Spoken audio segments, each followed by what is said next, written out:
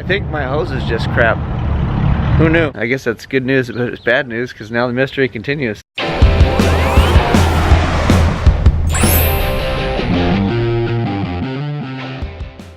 So the Radiator shop just called me back and informed me that my radiator is done and it has no leaks.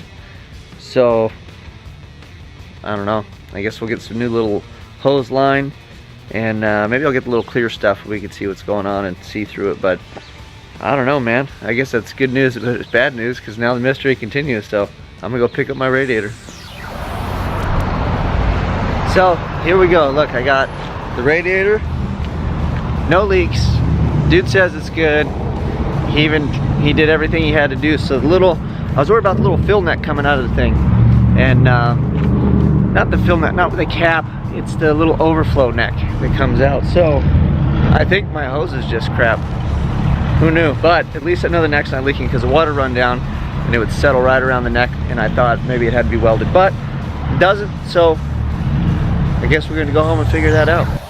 All right, so here's one last look at my old setup.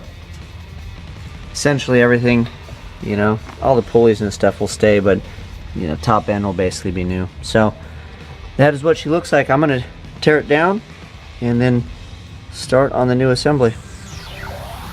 All right, I figured I'd just show you guys real quick. We got the intake manifold off, got all the old harness unplugged, but there's one plug that's down on the bottom. It's by the starter, so I have to unplug that, and then the harness will be free and I can pull the harness back through. I'm gonna jack the car up and get underneath it, unplug that, I believe it's the crank position sensor, and then pull the harness back through and we will keep on rolling. Here's the old guy, and then the other issue is the fuel rails. The other one deadheads. This one had a return on it.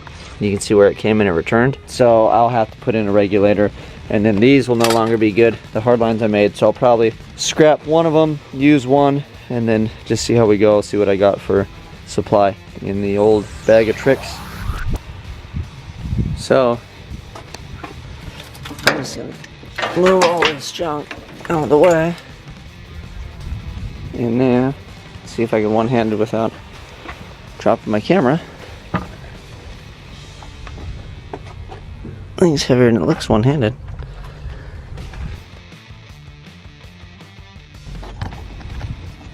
Okay, focus.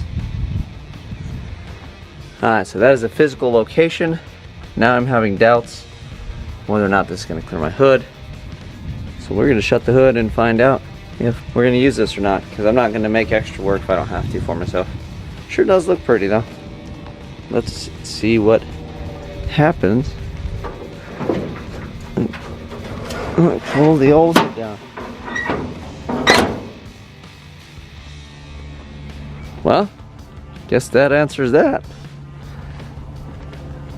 Winning. Alright, back to it. Enough screwing off. So I want to show you guys, this is my new harness. Everything's scratch made. My buddy by Empire wired, Patrick. Fuse block, all your relays are in here. There's only a few wires to hook up. This is my OBD2. And these are all the rest of the wires. Coil packs, all that stuff that fire this this motor. And then the only extra one, watch out, falling stuff, I have on here that's not terminated is this guy right here. This is for my content sensor. So we're gonna run a flex fuel conversion, but didn't have a pigtail or the matching connector, so I'm gonna install it now, and then we'll do that when it's in the car. So this is going in right now. Alright, so here's where we're at with this thing. These need to go back home because my buddy gave me this, pretty much gave me the intake manifold to use, but he said anything I don't use, take it back. So this is what I have. It's funny, it says number 3 is bad injector, but I have the taller 80-pound Ditchworks injectors that will fit in here, but obviously you can see these guys are shorter, and we'll get to that. So I'm going to have to plug all those on this rail and then make a spacer, because this is where they mount and this is a bolt hole. So whatever that distance is, I'll just make a spacer and we'll be good to go. So I'm going to work on that right now. That'll put the rail on, injectors in, and then I have to work on holes to plug. So I couldn't use the one that came in here, so I actually stole the O-ring off the other one, put it on here, and it's in there good enough. and if it's not, it's going to receive some silicone. And then this little guy here is going to be where the air temperature sensor is going to live. I'll figure out how to stick that in there, silicone that bad boy. We'll plug this off, and then there's another for the brakes on this application.